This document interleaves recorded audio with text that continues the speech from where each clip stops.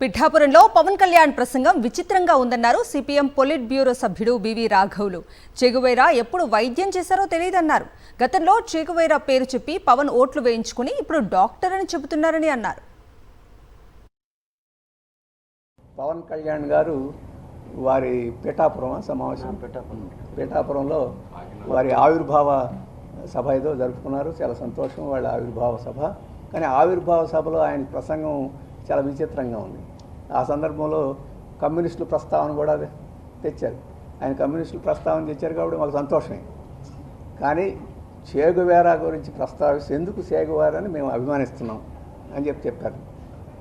ఆయన ఒక ప్రముఖమైన డాక్టర్ కాబట్టి, మంచి వైద్యుడు కాబట్టి మేము ప్రేమిస్తున్నాం తప్ప ఆయన కమ్యూనిస్టు కాబట్టి కాదు అని చెప్పేసి ఆయన చెప్పారు. మరి చేగువేరా ఎప్పుడు వైద్యం చేశాడో, ఆయన డాక్టర్ చదివిన మాట నిజమే. ఎక్కడ ఆసుపత్రి పెట్టాడో, ఎక్కడ వైద్యం చేశాడో, ఆయన ఏ రకంగా చేశాడో అని చెప్పి మాకు విచిత్రంగా ఉంది. మాకెక్కడ తెలియదు. ఆయనకేమన్నా ఒకవేళ వైద్యం చేశాడు అనుకున్నాం. ప్రపంచంలో చేగువేరా కన్నా ప్రముఖమైన డాక్టర్లు, ప్రముఖమైన వైద్యులు, గొప్ప సేవ చేసిన వాళ్ళు వేలల్లో ఉన్నారు.